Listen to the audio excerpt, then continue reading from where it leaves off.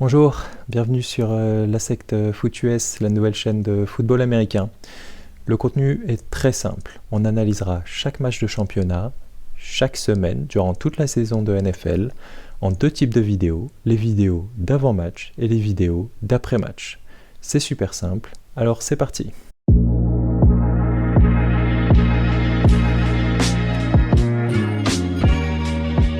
Et on commence avec le match Buffalo-Arizona. Pour l'année dernière, Arizona a connu une saison extrêmement difficile avec un bilan de 4-13, des difficultés partout sur le terrain. Petite info pour illustrer ces difficultés, notamment en défense, cette équipe a fini 31e face au pass-play.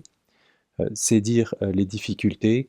Le plus haut total de sacs, c'était Collins avec seulement 6 sur la saison, ce qui est un bilan extrêmement moyen.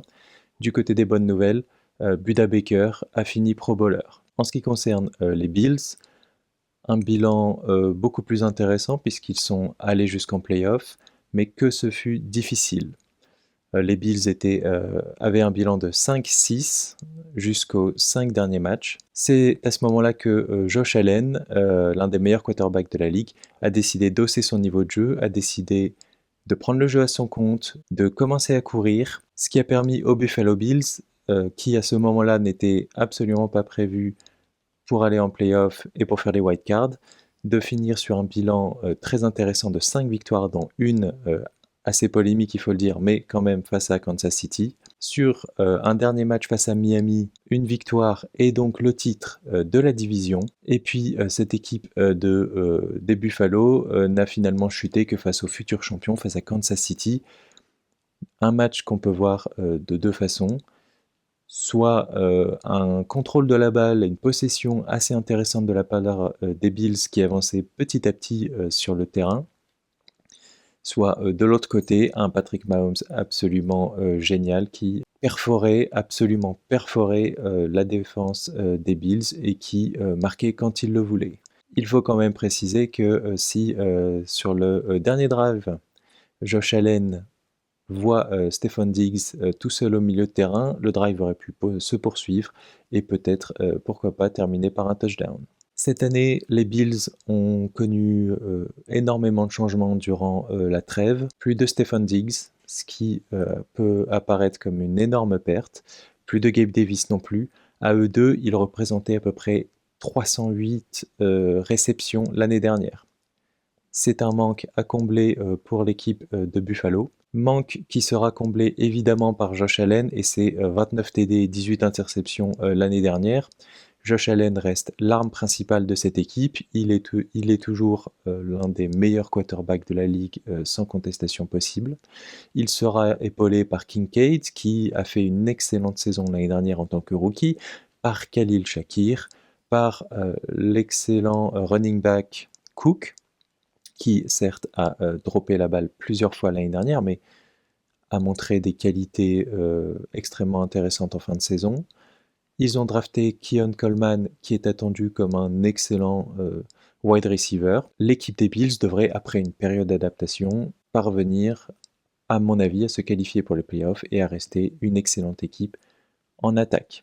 C'est la chance pour l'équipe de l'Arizona de faire face à une équipe qui va peut-être avoir besoin de temps pour trouver ses marques. Cette équipe d'Arizona a recruté Milton et Bantani pour essayer d'être plus efficace, notamment face au pass-play sur les wide receivers. Cette équipe va essayer d'être très intéressante sur le pass rush, de presser Josh Allen, ce qui peut être très intéressant, notamment si les wide receivers des Buffalo Bills ne sont pas tout à fait prêts. Néanmoins, j'ai de gros doutes sur les capacités de cette équipe à résister face à une telle attaque et face à un Josh Allen qui risque de prendre le jeu à son compte dès le début. D'autant que l'année dernière, Stefon Diggs était présent, mais si on se souvient bien de ce qui s'est passé, il n'a plus été présent, il n'a plus eu de réception et quasiment plus aucun touchdown à partir de la deuxième partie de saison. Donc Josh Allen était l'arme principale, il a l'habitude d'être tout seul. Et il va continuer de l'être avec des armes qui vont s'ajouter à lui petit à petit. Du côté de l'attaque, c'est là le plus gros changement pour l'Arizona. Le quarterback Kyler Murray, le tight end McBride ainsi que le wide receiver Marvin Harrison Jr., qui a été drafté au premier tour de la draft. On attend énormément de cette attaque. Je pense sincèrement que cette attaque peut faire énormément de balles aux Bills et à d'autres équipes de la ligue, puisque le rookie est attendu comme étant un des meilleurs wide receivers, et le quarterback Kyler Murray est aussi promis à un bel avenir. D'autant que du côté des Bills, 3 choses hyper importantes à signaler en défense. La plus importante à mon avis, c'est que Matt Milano est blessé. Stat intéressante, lorsque Matt Milano jouait l'année dernière, il n'y a eu aucun touchdown d'encaissé. C'est dire la perte ici pour les Bills. Autre perte, celle des safeties Jordan Poyer et Micah Hyde.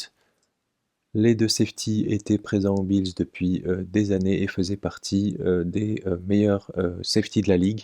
Mais je nuancerai ce dernier point, ces deux safeties étaient clairement sur le déclin et il reste toujours des armes très intéressantes en défense. Je pense à Rousseau, je pense à Ed Oliver et ses 9,5 sacs l'année dernière, et aussi à Dion Dawkins, le tackle.